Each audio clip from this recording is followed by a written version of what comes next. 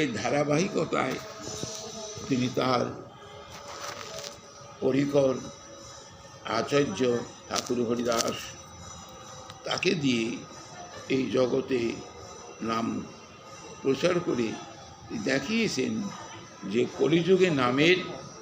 কলিযুগের একমাত্র উপাস্য বস্তু হল নাম।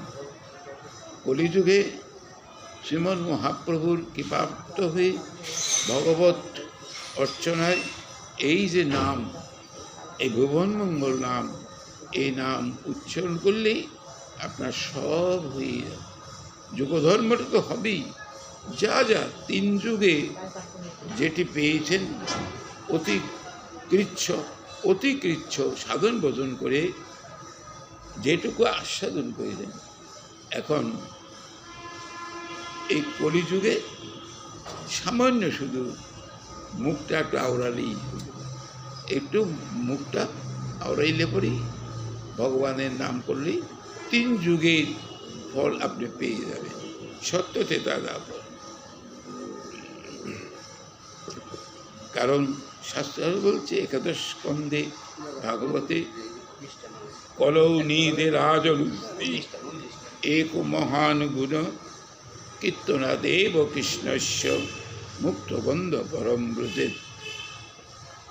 করিতে অন্য কিছুই নেই, শুধু নাম করলে পরে আপনার বন্ধন মুক্ত হয়ে নিত্যধামে চলে যেতে পারবে, নিত্যধামে চলে।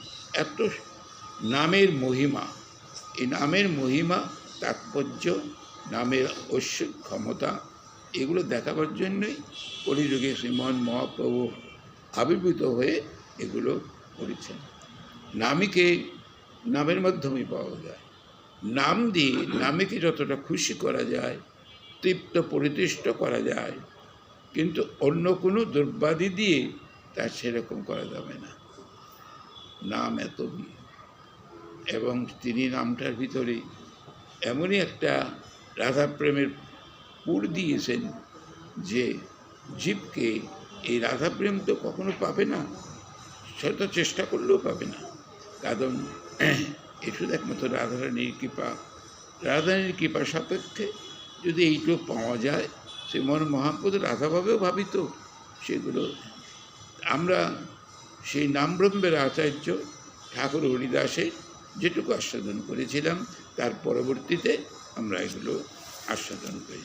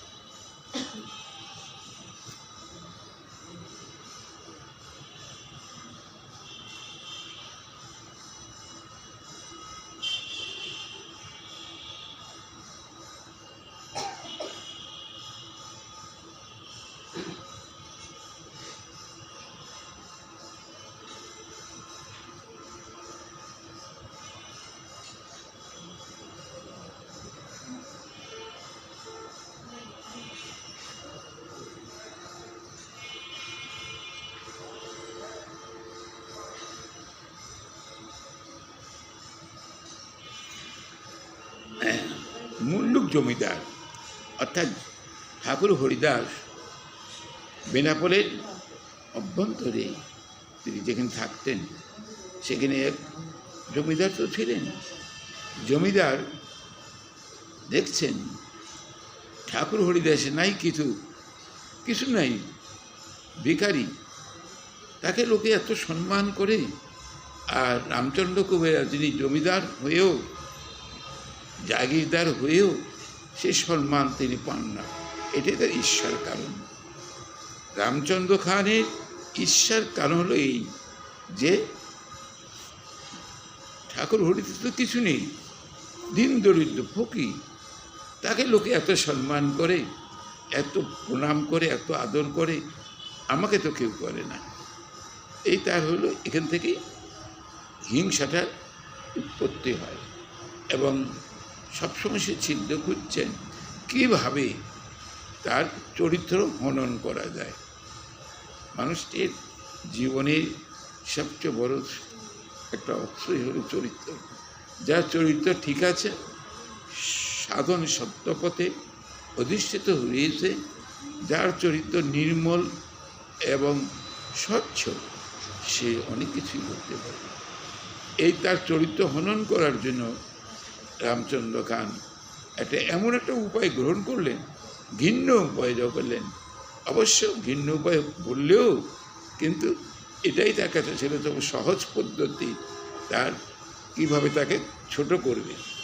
আমাদের ভাগবত শাস্ত্রে বলছেন যে যারা নাকি মহতের অবমাননা করে থাকেন, মহৎ ব্যক্তির অবমাননা করে থাকেন, মান সম্মানটা নষ্ট করে থাকেন, তার আয়ু যশ এগুলো ধীরে ধীরে, সম্মান খ্যাতি সব ধীরে ধীরে নষ্ট হয়ে যায়।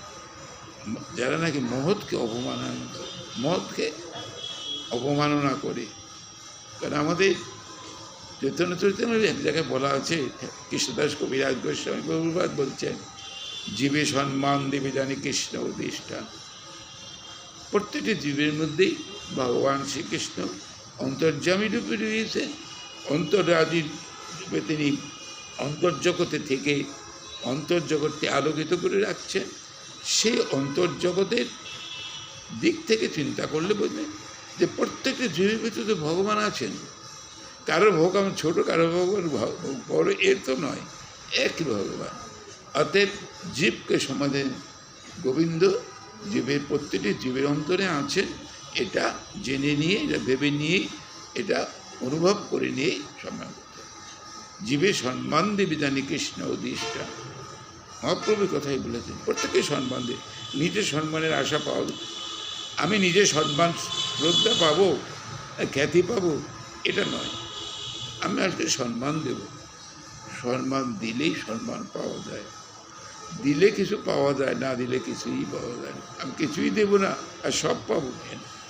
রামচন্দ্র খান ভাবলেন যে এই ঠাকুর হরিদাসের চরিত্রটা যদি আমি যেভাবেই হোক কলুষিত করতে পারি, তাহলে আমার কাজ হাসিল হবে। এই মনে করে এই ঠাকুর হরিদাস 12 নারীকে নিযুক্ত করলেন। 12 নারীকে নিযুক্ত বেশ্যাগণ আনি করে ছিদ্রের উপায়। বেশ্যাগণে কহে এই বৈরাগী হরিদাস, বৈরাগ্য যার আছে, বিষয় বস্তুতে অনিত্য বস্তুতে যার বৈরাগ্যতে তাকে বলে বৈরাগ্য। বৈরাগে সব হতে পারে না, আমরা সব বৈরাগে বলি তুচ্ছ অর্থে, কিন্তু বৈরাগ্যের অনেক গুণ আছে। বৈরাগ্য মানে ত্যাগ, শুধু কথা ত্যাগ। এই ত্যাগ সবাই করতে পারে না। যার নেই সে তো ত্যাগে এমনি, সে ত্যাগের কোনো মূল্য নেই। যার নাই সে দেবে কি, সে তো ত্যাগী। আর যার আছে, সব কিছু আছে, তার থাকা সত্ত্বেও সে ত্যাগ করতে, তার চরিত্রটাই অনুকরণীয়, সেই হলো প্রকৃত ত্যাগী।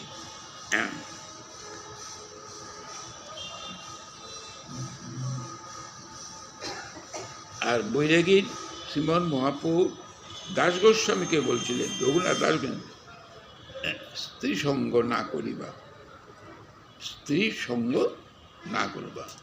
এমনকি বলছেন যে শাস্ত্রে এমন কথাও বলে, নিজের স্ত্রীর সঙ্গ সব সময় করাটা ঠিক না। আমাদের একটা নির্দিষ্ট সময় আছে, সেই সময়ে তার কাছে উপগত হয়ে তাকে, কারণ আমরা পিতৃঋণে আবদ্ধ, পিতার কাছে ঋণ আছে, পিতার ঋণ পরিশোধ হবে সন্তান ধারা পরিচালনা রাখলে পরে। এটা আমাদের শাস্ত্রে, কারণ সন্তান না থাকলে পরে আপনার শ্রাদ্ধ কর্ম, তারপরে এই জলদান, এগুলো করতে হয়। তো পূর্বপুরুষরা এগুলো তাকিয়ে থাকে যে পরবর্তী পুরুষ আমাদের জন্য শ্রাদ্ধ ক্রিয়া এবং তর্পণ, জল তর্পণ এগুলো দেবে, এটা আশা করে থাকে। সন্তান যদি না থাকে এগুলো করবে কে? এই জন্য নিঃসন্তান ব্যক্তির একটা অভাব, যে পিতৃপুরুষের কোনো কাজে লাগছে না। পিতৃপুরুষের জন্য আমাদের উল্লেখ হয়ে গেছে। আচ্ছা,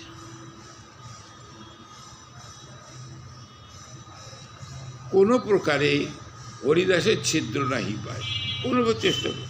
এখন এমন একটা ছিদ্র, সে কুবৃত্তি সম্পন্ন দ্বীপ, কুমন নিয়েই থাকে এবং কুপ্রবৃত্তির দ্বারা পরিচালিত হয়ে সেইগুলো করে থাকে। কি করছেন এই বৈরাগী হরিদাস? তুমি সব করো হিয়ার বৈরাগ্য ধর্ম নাশ।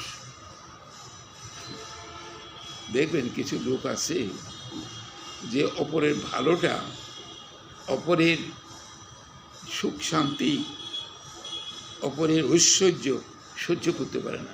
এগুলো বলে শাস্ত্রে আমাদের মাৎসর্য।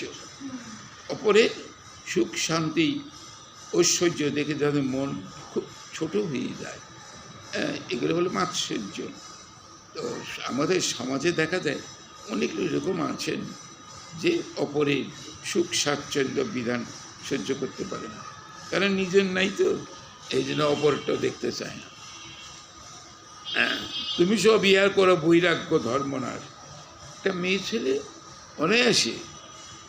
অনায়াসে একজন পুরুষের, বৈরাগ্যবান পুরুষের পর্যন্ত, আমাদের শাস্ত্রে এরকম অনেক আছে। অনেক মুনি ঋষি বনে চলে গিয়েছেন ভজন সাধনের জন্য, দীর্ঘকাল ভজন সাধনে আছেন, ভগবানের চরণাশ্রয় করে রয়েছেন।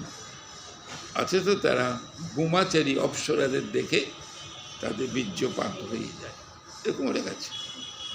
যে সংযম রাখতে হবে, সংযমে হতে পারে না, মুহূর্তের মধ্যে তার সংযম নষ্ট হয়ে যায়, মুহূর্তের মধ্যে। এরকম অনেকে আছে। আমি আপনাকে একটা প্রমাণ দিচ্ছি। বিভাণ্ডক মুনির সন্তান ঋষ্যশৃঙ্গ মুনি। বিভাণ্ডক মুনিও তো অনেক হরিণীর ঘরে তার জন্ম বলে, এই জন্য তার ঋষ্যশৃঙ্গ মুনি। কোনোদিন স্ত্রী বা পুরুষ কাকে বলে জানে না, কিছুই জানে না। পিতার কাছে গভীর বরে তপস্যারত পিতার সঙ্গ করে থাকেন, মাকে তো দেখছেন না। তা এই কারণের জন্য স্ত্রী সম্বন্ধে তার কোনো জ্ঞান নেই।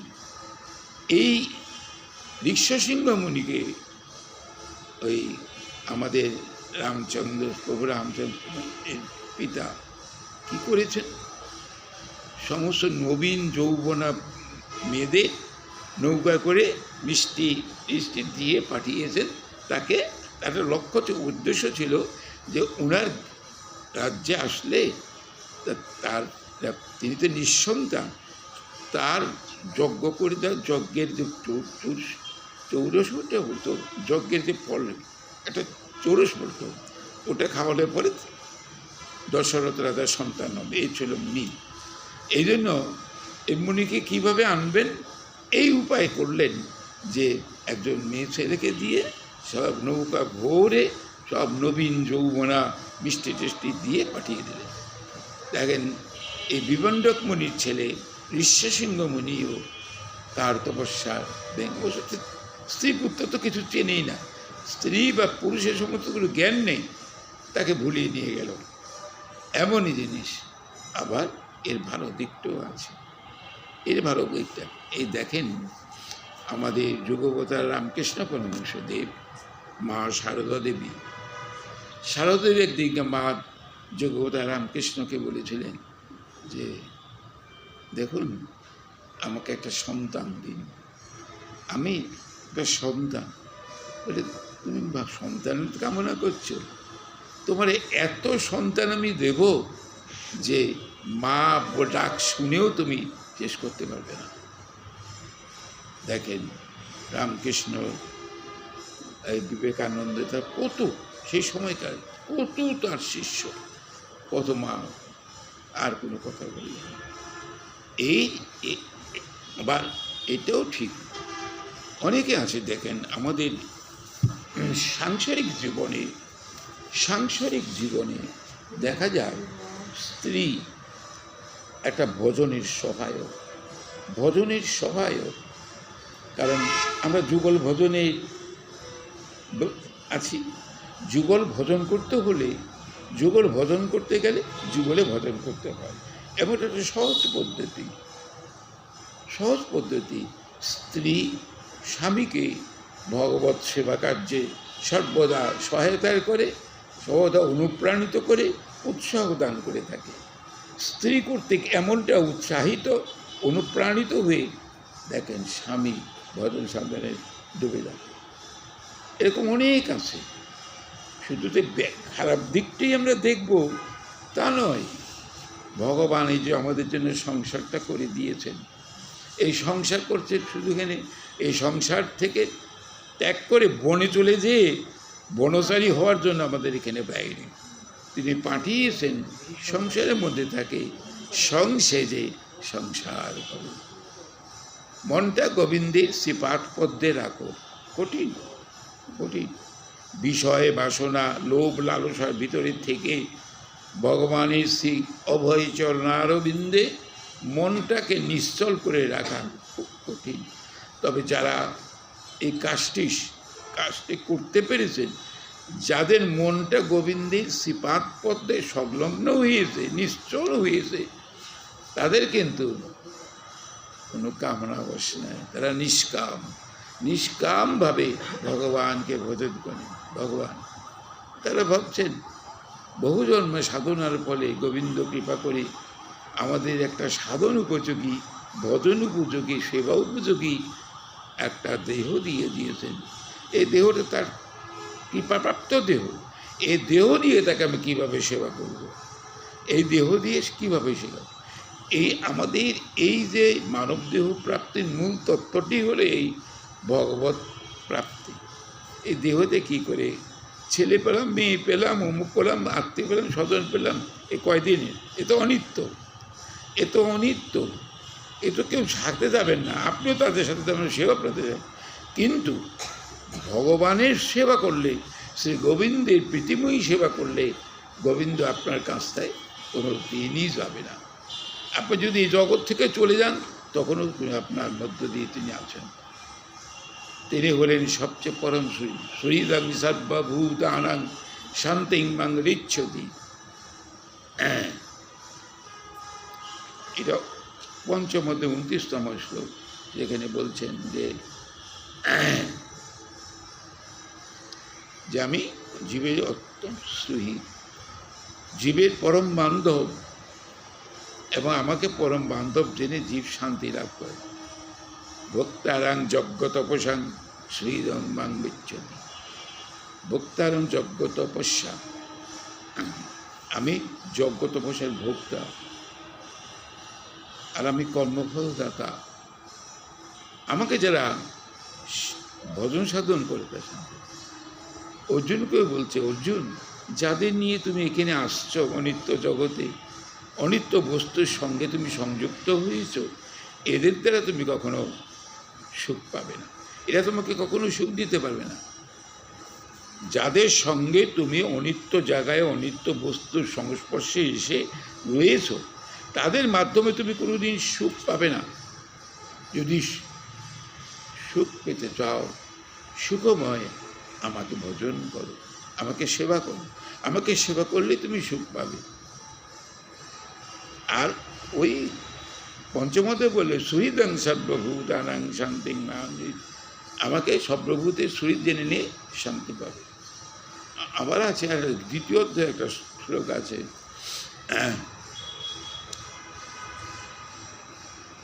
এটারও পঞ্চমের পুরো শ্লোকটা, ভোক্তারং যজ্ঞ তপস্যাং সর্বলোক মহেশ্বরং সুহৃদং সর্বভূতানাং শান্তিং মাং। আর দ্বিতীয় সময় ওই শ্লোকটা, বিহায় কামান য সর্বান পুমাংশ্চরৌতি নিষ্প্রিয় নির্মম নিরহংকার শান্তিম অধিগচ্ছতি। ওই শ্লোকে গিয়ে বললেন, যারা নাকি এই জড়জগতের সমস্ত কামনা বর্জন করে উদাসীনের মতো জগতে রয়েছে, তারাই শান্তি পাবে। বিহায় কামান, যত কামনা সব কামনাকে বর্জন দিয়েছে, একমাত্র কৃষ্ণ কামনাটাকে রেখেছেন। কৃষ্ণ কামনা, সব কামনা ত্যাগ করেছেন।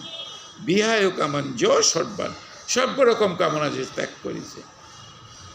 এই রকম ত্যাগে পড়ি ভগবানকে পান। যারা বুঝেন, আমি মূর্খ, আমি বুঝি না, মনে করি সংসার থেকেই আমি ত্রাণ পেব, পাবেন, সংসার থেকেও পাবেন যদি নিরাসক্তভাবে সংসার করতে পারেন। আসক্তহীন হয়ে যারা নিরন্তর ভগবানকে স্মরণ করে সংসারে আছেন তারা কিন্তু নিরাসক্ত। আসক্ত আসলে পরেই ভুল, আর নিরাসক্ত হয়ে ভগবানকে সেবা করাটাই হল। এটাই আমাদের মনে রাখতে হবে, এবং এটাই আমার কাছে সবচেয়ে প্রধান বলে মনে হয় যে আমি যত জন্ম পেয়েছি সব জন্ম আমি কোনো জন্মে ভগবানকে পৃথিবী সেবা দিতে পারি নাই। ভগবানকে, গোবিন্দকে যা জ্যেষ্ঠ তার কাছে শ্রেষ্ঠ, যিনি তাকে ভজন সাধন করেন তাকে পাননি। কোনো দেহেই ভগবানকে সেবা করে, একমাত্র মানবীয় দেহেই ভগবানকে সেবা করা যায়। মানুষের দেহে নেই, অন্য কোনো দেহে ভজন হবে না। এই ভজনযোগ্য দেহটা এত মূল্যবান আমি কিন্তু বুঝে উঠলাম না। বয়স হয়ে গেছে, এখন তো ভগবানকে ডাকলেও ভগবান শুনে না। হ্যাঁ, ভগবান শুনবে না, কারণ এখন হলো কি, জগৎ থেকে যাওয়ার সময় তো হয়ে গেছে। তো এই যাওয়ার সময় ডাক ভগবানের কানে পৌঁছবে না। আর যারা প্রথমেই সংসারের ভিতর ঢুকে নি, সংসারের মধ্যে পূর্বরাগ, আমাদের শাস্ত্রের মধ্যে পূর্বরাগ আছে, পূর্বরাগে ভগবানকে ভজন সাধন করেন, সেদিন তিনি সাড়া দেন, তাহলে এই বৈরাগী অর্থাৎ ঠাকুর হরিদাসের চরিত্র হনন করে তার মধ্যে একটা অপমানজনক কাজ করে, তার মান সম্মানকে তুচ্ছ করে চেষ্টা করছেন রামচন্দ্র কবিরাজ। কিন্তু রামচন্দ্র কবিরাজ বুঝতে পারে নাই যে এই ফকির বা বৈরাগী ঠাকুর হরিদাস ভগবানের কত প্রিয় পাত্র। যারা ভগবানের ভজন করে তাদের মতো তো প্রিয় পাত্র কেউ নেই। যারা ভজন করে, ভজন মানে সেবা করা, ভগবানকে যারা সেবা করে তাদের মতো প্রিয় পাত্র আর কেউ নেই। ভগবানের সবচেয়ে প্রিয় পাত্র তারা, কারণ সব ত্যাগ করে ভগবানকে আশ্রয় করে তার চরণ অবলম্বন করে তার ভজন পথে চলছে, তাদের মতো প্রিয় পাত্র কেউ নেই। এই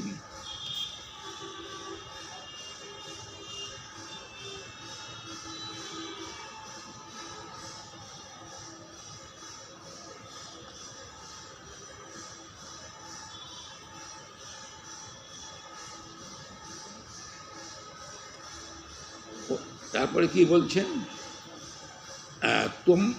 তুমি সব করোই আর বৈরাগ্য ধর্মনাশ।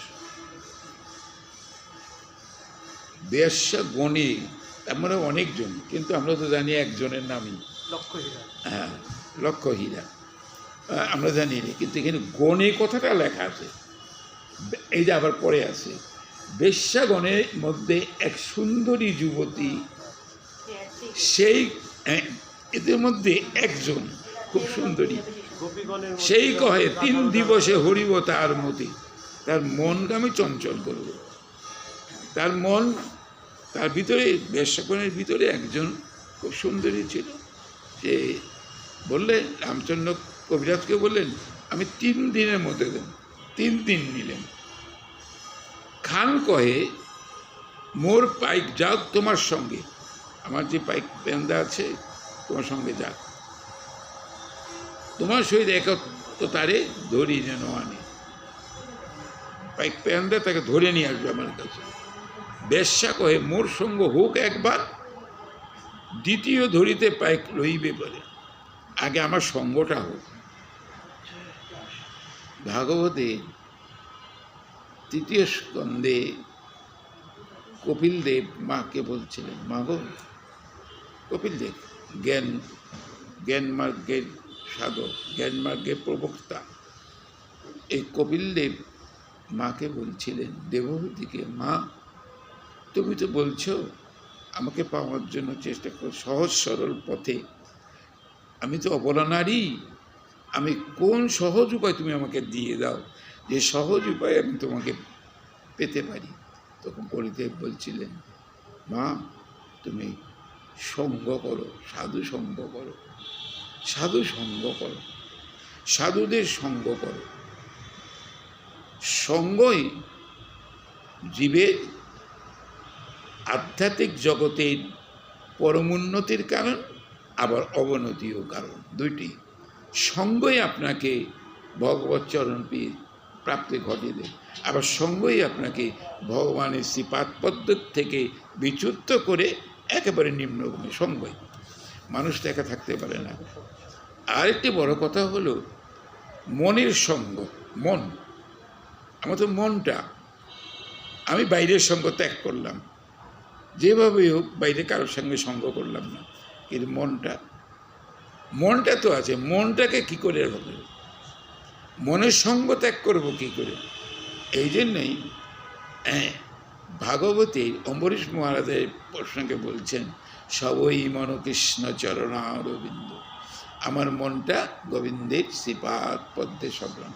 সবই মন কৃষ্ণ চরণারবিন্দ, গোবিন্দের চরণে যদি আমার মনটা সংলগ্ন থাকে, তাহলে এই মন দিয়ে আমার অন্য কোনো কিছু কাজ করা সম্ভব হবে না। মনই হলো আসল। এই মন, অনেকে দেখবেন আবার বলে যে মন ঠিক থাকলেই হলো, আমাকে অন্যায় কাজ করে বলে মন ঠিক থাকলেই হলো, মন যে ঠিক নাই এটাই হলো বুঝাচ্ছে, তোমার মন নেই। যারা এরকম বলে, আরে ভগবানের ভজন, মন ঠিক থাকলেই হলে সব শুদ্ধ, মন শুদ্ধ হলে সব শুদ্ধ, বাইরের কোনো কিছু প্রয়োজন পড়ে না। এরা মানে সমস্ত ফাঁকিবাজি কথা বলে। আসলে ভজন সাধন তো নেই, ভগবানকে স্মরণও করে না, মননও করে না, কিচ্ছুই করে, তারা ওইরকম কথাগুলি বলে থাকে। ভগবানকে লাভ করা, গীতাই বলছে যে তুমি আমাকে সব সহজেই পেয়ে যাবে, আমাকে সহজে পাবে। গীতা অষ্টম অধ্যায় বলছেন যে শ্লোকটা মনে আসতেছে না। আমাকে ভজন করো, আমাকে প্রণাম করো। না না, ওটা না, শ্লোকে আছে এটা বোধ 13 নম্বর শ্লোক অষ্টম অধ্যায়, তারপরে 14, 15 তিনটা শ্লোক আছে পরপর।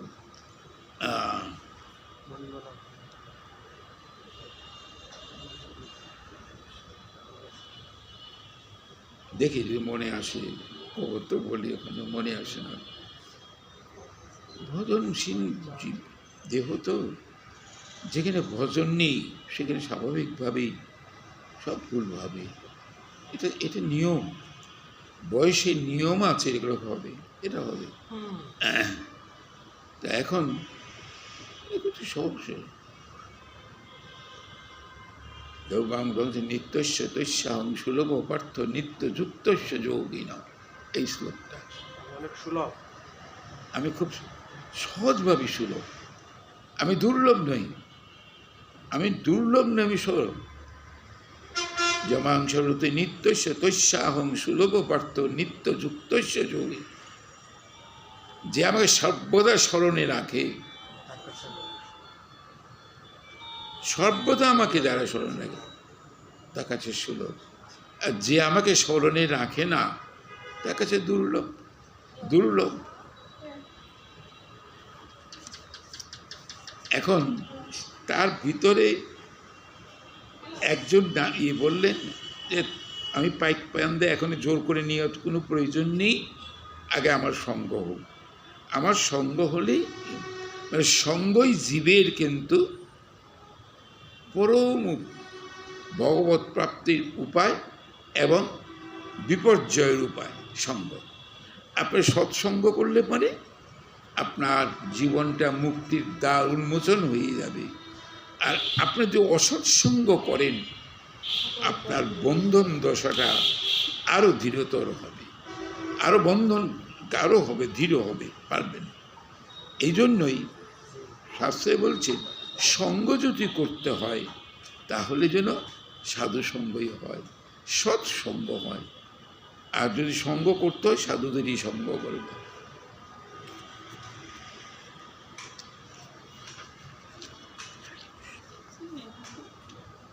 রাত্রিকালে সেই ব্যবসা সুবেশ করিয়া ভালোভাবে সেজে টেজে সুন্দরভাবে হরিদাসের বাসা গেল উল্লসিত হইয়া।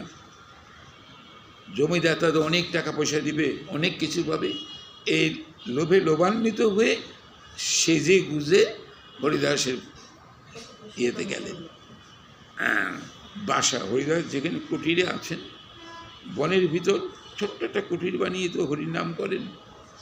দেখেন, নাম এমনই জিনিস যে নামের ভিতর যারা আগ্রহ আছে, নামে রুচি জীবে দয়া বৈষ্ণব সেবন, তিন বই নাই রূপ সনাতন। নামে রুচি করো, নামে রুচি জীবে দয়া বৈষ্ণব সেবন।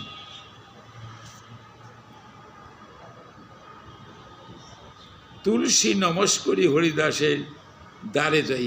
এটাও তো যে কোনো দিন তুলসী দর্শন করে নাই, তুলসী প্রণাম করে নাই, সে এখন তুলসীকে প্রণাম করে তার দ্বারে বসবে। এই যে এটা কিভাবে হলো, এটা কিভাবে হলো যে সবসময় অসৎসঙ্গ করে, যে দেহ বিক্রি করে অর্থ করে, সে কিভাবে এই প্রথম হরিদাসের কুটিরে এসে তুলসীকে প্রণাম করলেন, তারপরে কি বললেন, হ্যাঁ, তুলসী নমস্করি হরিদাসের দ্বারে যাইয়া গোসাই নমস্করি রহিলা দাণ্ডাইয়া। দাঁড়িয়ে রইল, সুন্দর সেজে গুজে গিয়েছে, তুলসীকে প্রণাম করলে তা হরিদাসকে, এটি তার হয়ে গেছে। মহতের কৃপা এতেই হয়ে গেছে, ভগবানের কৃপায়। যত নোংরামি করব তার ওই যে মহতের প্রণাম করলো, তুলসী প্রণাম করলো, হরিদাসকে প্রণাম করলো, তারপরে দাঁড়িয়ে থাকলো। অঙ্গ উঘাড়িয়া দেখাইয়া বসিলা দুয়ারে। এতে বাইরে মন্দিরে বসলেন, কইতে লাগল কিছু সুমধুর স্বরে। কি বলতে, ঠাকুর তুমি পরম সুন্দর প্রথম যৌবন।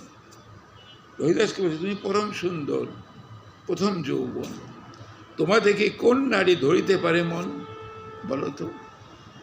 তোমাকে দেখলে, তোমার এমন সৌন্দর্য মাধুর্য দেখলে কোনো নারী মন ধরে রাখতে পারে? তোমার সঙ্গম লাগে লুব্ধ মোর মন। তোমার সঙ্গের জন্য আমার মনটা অত্যন্ত প্রলুব্ধ।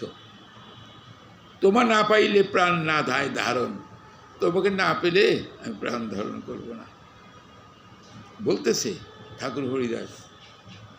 আর ঠাকুর হরিদাসের নামে কতখানি তার ধীরতা, সে ভাবছে হরিদাস কিন্তু প্রথম দিনই চলে যেত এখান থেকে, বলে যায় না, একটা কারণের জন্য।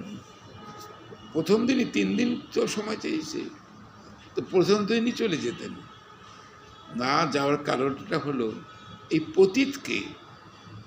পতিতকে উদ্ধার করার জন্য তিনি রইলেন। মহতের স্বভাবটাই তাড়িতে পামো, নিজ কার্য যান নাই তো যান পর ঘর। যারা মহৎ তাদের নিজের কোনো কর্ম থাকে না, তথাপি তারা স্বেচ্ছায় গৃহস্থের ঘরে যায়, গৃহস্থকে কৃষ্ণ উন্মুখী করার জন্য। তাদেরকে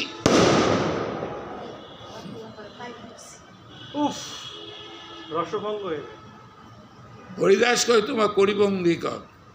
হরিদাস বলছে, তোমার যা ইচ্ছা তোমার নিশ্চয়ই আমি গ্রহণ করব। কখন? সংখ্যা নাম সমাপ্তি যাবৎ না হয় আমার।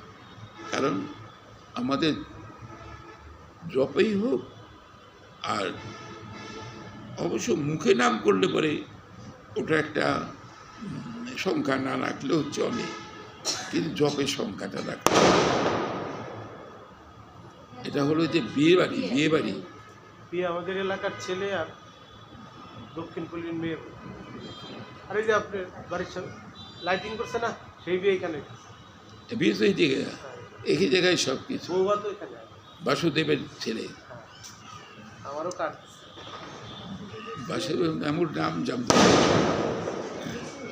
বিশাল তোমায় না পাইলে প্রাণ না হরিদাস কয় তোমার করিভঙ্গিকার আমার সংখ্যা নাম সমাপ্তি যাবৎ নয় হয় আমার। আমি তো এটা সংখ্যা নাম নিয়েছি, এই সংখ্যার নামটা পূরণ হলে পরে আমি তোমার। তাহলে এখানে বোঝা যাচ্ছে যে ঠাকুর হরিদাস এখানে উচ্চস্বরে নাম করছেন, উচ্চস্বরে নাম করছেন। এই যে বললাম তোমার সংখ্যা নাম, উচ্চস্বরে যারা নাম করেন সে নামে কি সংখ্যা থাকে? সংখ্যা থাকে না। উচ্চস্বরে নাম করছেন, সংখ্যা থাকে। এই যে আপনার কীর্তনে যান, তারা 2 ঘন্টা, তার সময় প্রায় 45 মিনিট তো নিচে বসে বসেই হরে কৃষ্ণ কয়। তারপরে আবার দেখেন এই তাতে কিন্তু সংখ্যার নাম থাকে না, এমনি গাইতেছে। কিন্তু আপনি যখন মালা নিয়ে বসবেন আপনাকে সংখ্যা নিতে হবে যে এই সংখ্যাটার নাম আমি করব, তারপর আমি সমাপ্ত করব। এই সংখ্যাটা দিতে হয়। সংখ্যা ছাড়া নাম করলে পরে সেই নামের থাকেন দায়িকা শক্তি এটা খুব কম হয় নামের সঙ্গে। সেই সঙ্গে এটা আরেকটা দিক আছে যে আমার সংখ্যা নাম পূর্ণ না হওয়া পর্যন্ত আমার জড়জাগতিক কাজ আমি কোনোটাই করব না, আমার সংখ্যাটা পূর্ণ করতে হবে। যে সংকল্পিত নামটা করবেন, যে সংকল্প মতো সেই সংকল্প করতে হবে, এটি হলো নিয়ম। অনেকে মনে করেন যে সাতা আজকে পারলাম না, ওটা আমরাও করি যে আজ এইটুকার সময় হলো না, রাত হয়ে গেছে গভীর, পরে দিন করব।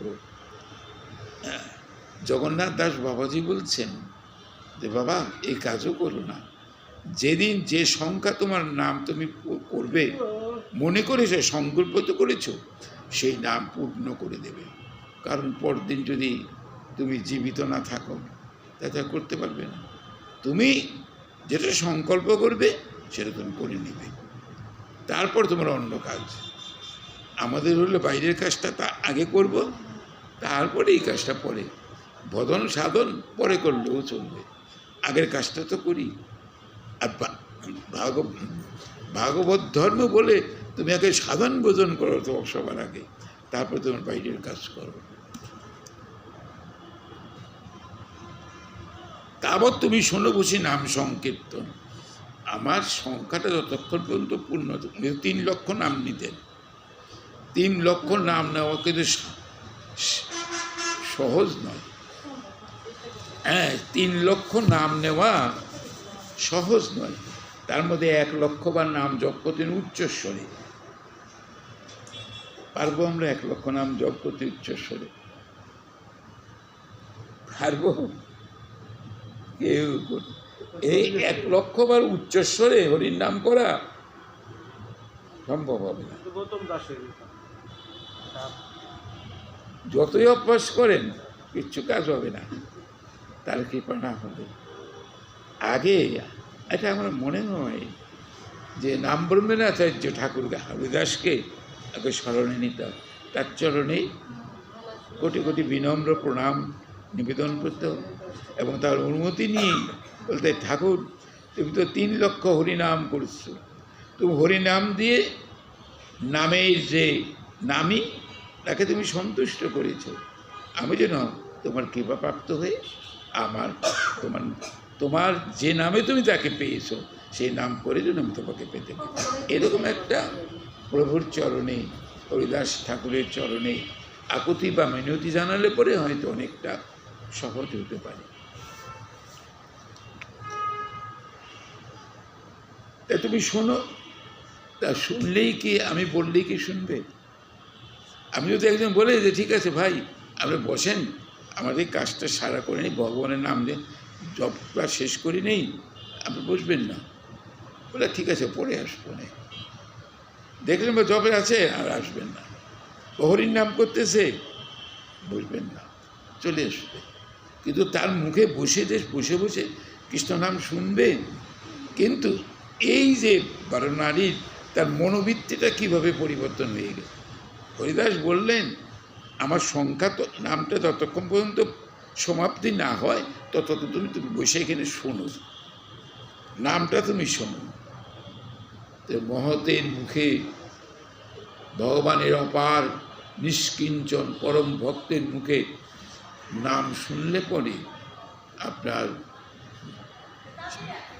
বিষয়ের প্রতি যে আকর্ষণ, অনিত্য বস্তুর প্রতি যে আপনার আনিষ্ট, সব দূরে চলে যাবে, সব দূরে যাবে। কিভাবে আমাকে এইটুকুই চিন্তা করি, যে মানুষের মনোরঞ্জন করে যে লক্ষ লক্ষ কোটি কোটি টাকা উপার্জন করত, সে একজন ঠাকুর হরিদাসের মতো নিষ্কিঞ্চন, তার কিছু নেই, তার কথাতে সে সেখানে বসলো, তার কথাটা শুনলো, কীভাবে বলল, কীভাবে শুনল? সারা জনম যে সে অন্যায় পথে চলেছে, ন্যায় পথ অবলম্বন করে অন্যায় পথে চলছে, তো সে অন্যায় পথে চলে যাওয়ার তার মনোবৃত্তিটা কিভাবে ফিরল, কিভাবে এটা ফিরল? বসে বসে তার নাম শুনলো কি করে? হরিদাস নাম করতেছে, শুনছে সারা রাত। এটাও লীলা শক্তির কৃপা, লীলা শক্তির কৃপা না হলে এগুলো সম্ভব হবে না।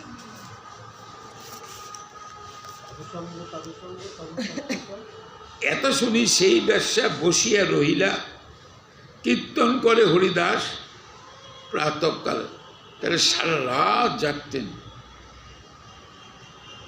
ওদের সংখ্যা তত্ত্বটি পূর্ণ করবার জন্য সারা রাত জাগতেন। এই যে বলছেন, কীর্তন করে হরিদাস প্রাতঃকাল হইল, ঘুমানো নাই, সারাক্ষণ নাম করছেন।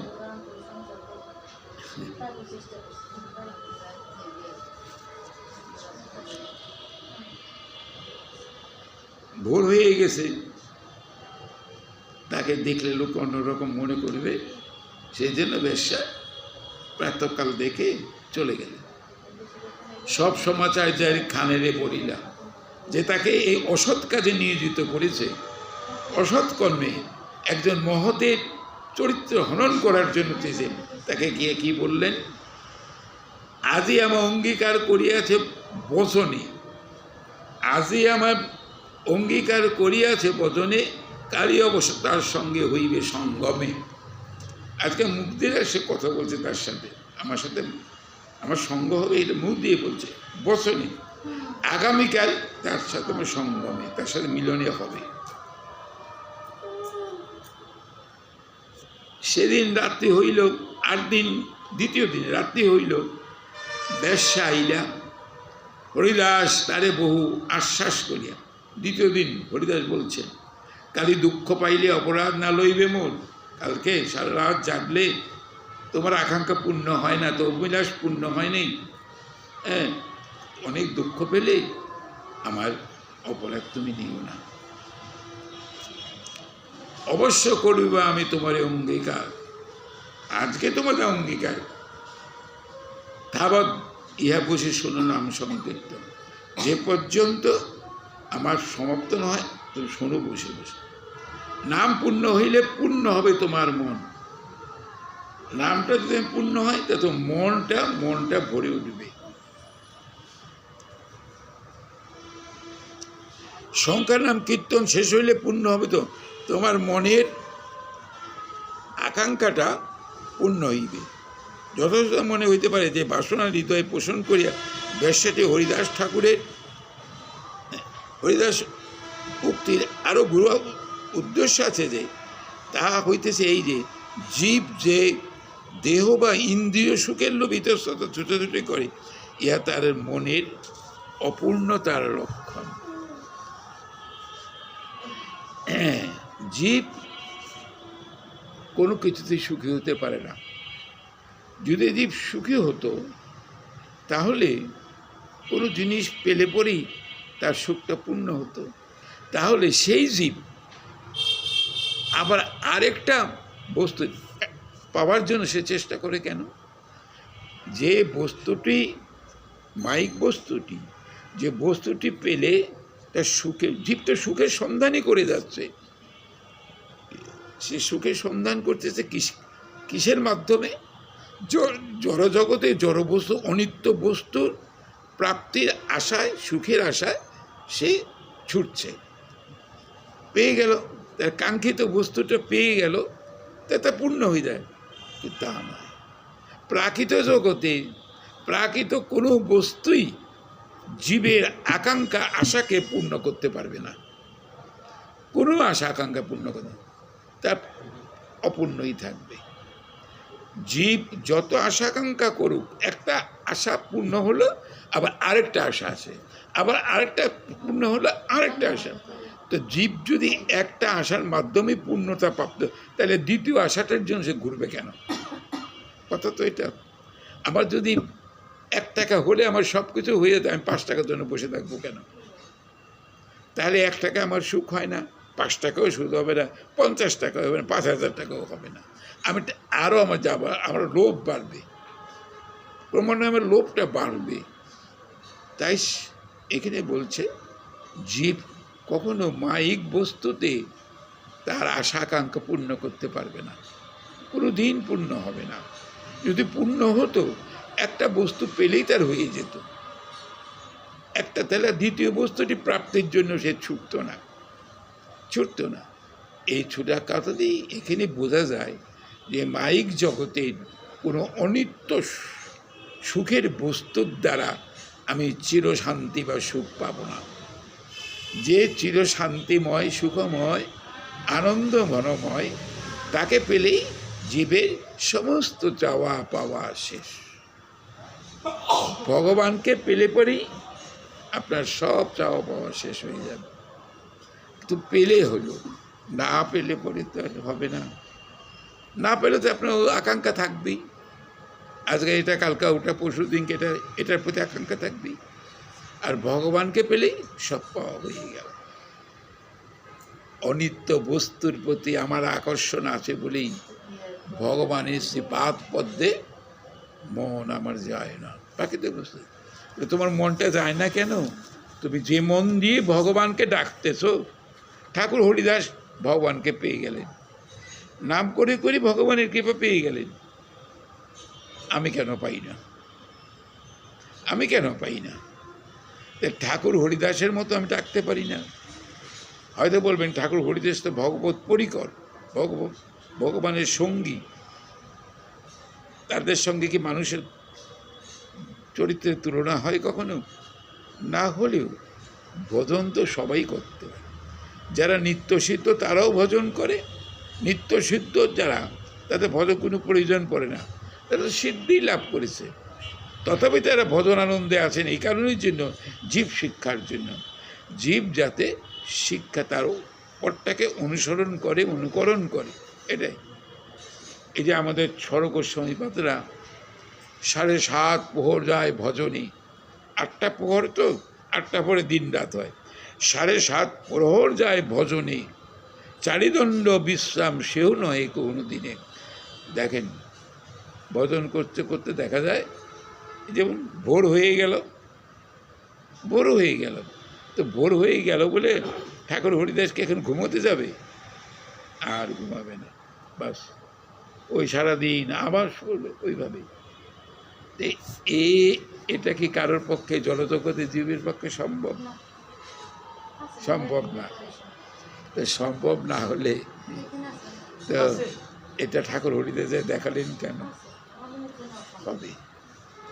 হবে তাদের যদি আপনার কৃপা লাভ করতে পারেন, আর আপনার যদি আগ্রহ থাকে, সেরকম আগ্রহ থাকে, যত্ন থাকে, তবে না পাওয়ার কিছু নেই। পাওয়ার জন্যই তো পথ, পাওয়ার জন্যই যে ভাগবত গীতায় যা কিছু করছে সব ভগবানকে পাওয়ার জন্যই। চৈতন্যচন্দ্র বলছেন, শাস্ত্র গুরু আত্মারূপে আপনা জানান, কৃষ্ণ মোর প্রভু ত্রাতা জীবের হয় জ্ঞান। তিনি নিজের দ্বারা, শাস্ত্রর দ্বারা, মহতের দ্বারা, গুরুর কৃপার দ্বারা জীবকে শিক্ষা দিচ্ছেন।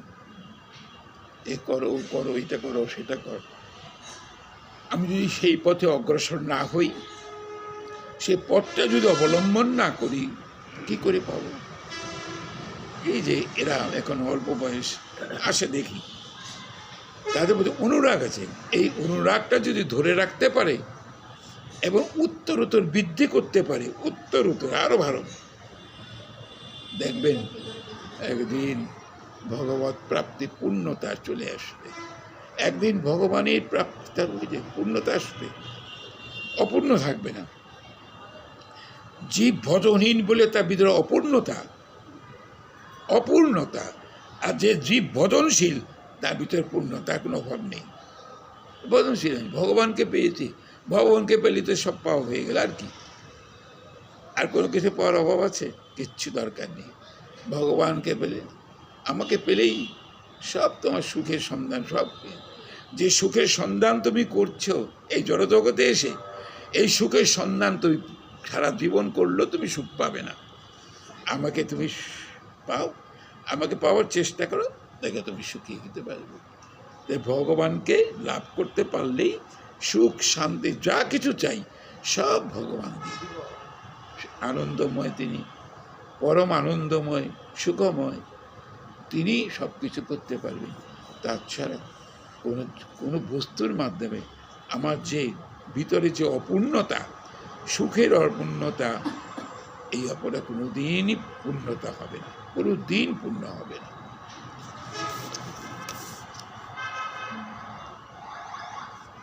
তাবৎ বসে শুনুন নাম সংকীর্তন, নাম পূর্ণ হইলে পূর্ণ হবে তোমার মন।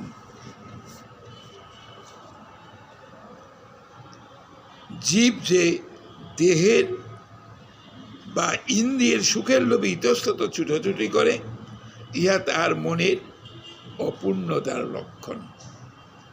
জীব স্বরূপের বাস্তবিক বাসনা হইতেছে, জীব স্বরূপের বস্তুত স্বরূপগত বাসনা হলো, আমার যে স্বরূপে যে বাসনাটা আছে হলো কৃষ্ণ সেবা। ইয়া প্রাকৃত মনের ভিতর দিয়া প্রকাশিত হইয়া প্রাকৃত ইন্দ্রিয়ের সুখের বাসনা বলিয়া প্রতিপাদ্য হয়।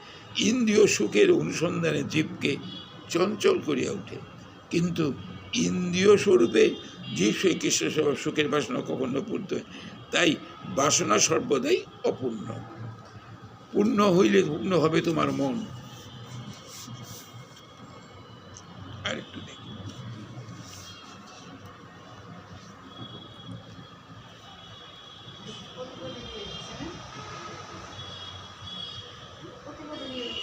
তুলসীকে তাকে বেশ্যা নমস্কার করি, দ্বারে বসি নাম শুনে বলে হরি হরি। এই দ্বিতীয় দিন দ্বারে বসছেন, তুলসীতে প্রণাম করছেন, হরিদাসকে প্রণাম করছেন। আজকে আরেকটু পড়তে বলে হরি হরি। প্রথম দিন তো হরি হরি বলে নাই, প্রথম দিন বসছে শুনছেন, আর দ্বিতীয় দিন একটু উন্নত হলো, সে মুখ দিয়ে হরি হরি বলতেছে। রাত্রি শেষ হইলো, বেশ্যা উশিমিশি করে রাত্রি শেষ, ভোর হয়ে আসলো। তার রীত দেখে হরিদাস কহেন তাহারে, তার এই ব্যবহার দেখে হরিদাস বলছেন, কোটি নাম গ্রহণ যজ্ঞ করি 1 মাস, আমি 1 মাসে সংকল্প করেছি 1 কোটি বার নাম নেব। তাই 1 মাসে 1 কোটি বার নাম, মানে দেখেন 3 লক্ষ নাম যদি নেই, তাহলে 30 দিনে 90 লক্ষ নাম হলো, 1 কোটি তো হয় না। তাহলে 1 মাসে 1 কোটি নাম নিলে পরে তার 3 লক্ষের উপরেও তাকে নাম করতে হবে, 3 লক্ষের উপরে নাম করতে হবে। 1 লক্ষ নামই তো নেয় না মানুষের, 1 লক্ষ বারই নাম নেয় না, বেশিরভাগই 16 মালা। 1720, হ্যাঁ 1720। হয়তো এটা প্রশ্ন করবেন, আনন্দ যদি না পাই সে জিনিস করতে মনে চায়। আমি যদি আনন্দ না পাই, যে জিনিসে আনন্দ আমার আছে সে জিনিস করতে আমার ইচ্ছা করবে, আর যে জিনিসে আমি আনন্দ পাবো না সে জিনিস আমি করতে যাবো না। আনন্দটা হলো মূল তত্ত্ব। যে আনন্দ পেলে আমার জিনিসটা আমি করব, আনন্দ না পেলে আমি সে কাজ করব না। তাহলে আপনার ঠাকুর হরিদাস নামের ভিতরে এত আনন্দ লাভ করেছেন, তিনি নাম আর ছাড়তে চান না, নাম আর ছাড়তে চান না। আর আমি নাম লইতে চাই না, নাম নিতেই চাই না। দেখেন অনেক বৃদ্ধ হয়ে গেছেন, মালা টালা কিছু জপ করে, কিছুই করে না, বৃদ্ধ হয়ে গেছেন, জপ করার দরকার, জপ করে না। আছে এরকম অনেক। আমরা চাই আত্মীয় স্বজন, বন্ধু বান্ধব, প্রাকৃত বস্তু দিয়ে নিজের মনটাকে পূর্ণ করার জন্য। আমাদের অপূর্ণতার লোভে, অপূর্ণতার কারণে আমি যে ছুটে বেড়াচ্ছি সুখের আশায়, এই সুখ পাবার যে চেষ্টা করতেছি একেবারে নিরর্থক। কোনো দিন সুখ পাবো না, কোনো দিন সুখ হবে না। সুখময় গোবিন্দকে না পেলে পরে জীব কখনো সুখী হতে পারবে না। এখন তৃতীয় দিন বলছে হরি হরি, দ্বিতীয় দিন, তৃতীয় দিনে বলছেন কি, আর দিন সন্ধ্যা হয়েছে, ঠাকুর ঠাই আইলা, সন্ধ্যা হতে না হতেই আসছেন। তৃতীয় তুলসী ঠাকুরকে দণ্ডবোধ করি, দ্বারে বসে নাম শুনে বলে হরি হরি। তৃতীয় দ্বারে বসে নাম করছেন হরি হরি, নাম পূর্ণ হবে আজই, বলে হরিদাস। হরিদাস বলছে আজকে নাম পূর্ণ হয়ে যাবে, তবে পূর্ণ করিব আজ তোমার অভিলাষ। তুমি যে অভিলাষ নিয়ে আসছো সে অভিলাষ আমি পূর্ণ করিব।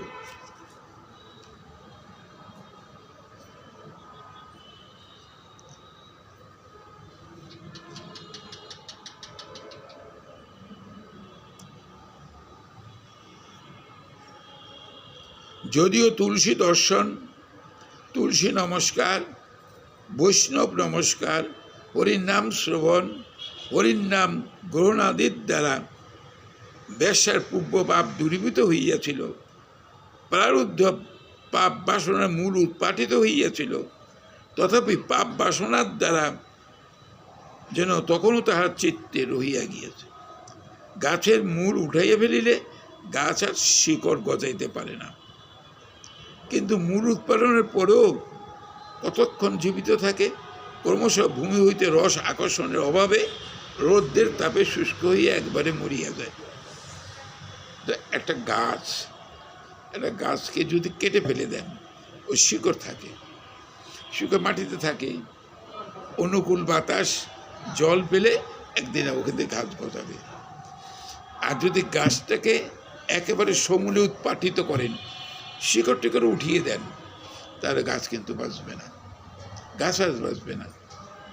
তো বেশ্যা যে 3টা দিন ঠাকুরের সঙ্গ করলেন, হরিনাম করলেন, হরিদাস ঠাকুরকে প্রণাম করলেন, তুলসীকে প্রণাম করলেন, এই যে করার ফলে তার প্রারুদ্ধ যেটা ছিল সব শেষ।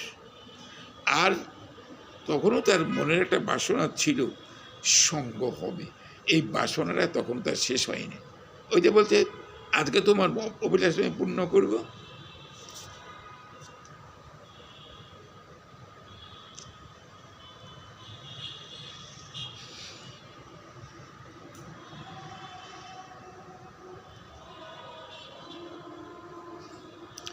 হরিদাস মনে করেন আর একদিনের রৌদ্রেই এই সামান্য রসটুকু নিঃশেষ শুকাইয়া দেবে, তখন মিলনের সমস্ত বাধা বিঘ্ন অন্তর্হিত হইবে। তাই তিনি বলেন, কল্ল স্বচ্ছন্দে অবাধে তোমার সঙ্গে সঙ্গ হইবে, সম্যক মিলন হবে। হরিদাসে আশ্রম হইতে বেশ্যাটি প্রাতঃকালে চলিয়া গেল, গিয়ে রামচন্দ্র নিকট সমস্ত বলিল। আবার সন্ধ্যা হরিদাস আশ্রম, তুলসী ও হরিদাসকে দণ্ডবোধ করিয়া কুটিরের দ্বারে কীর্তন এবং নিজেও হরি হরি বলিতে লাগিলেন। হরিদাস বলিলেন, আজ আবার শঙ্কর নাম পূর্ণ হবে, তখন তোমার বাসনা পূর্ণ করব। অর্থাৎ আমার নাম পূর্ণ হইলে তোমার যে বাসনা অভিলাষ হইবে তা আমি পূর্ণ করিব। অথবা আমার নাম পূর্ণ হইলেই তোমার বাসনা পূর্ণ হবে। যখন হৃদয়ে আর কোনো বাসনা উদয় হয়, যখন হৃদয়ে আর কোনো বাসনা উদয় হয় না, তখনই বাসনা পূর্ণ হইয়াছে বলে।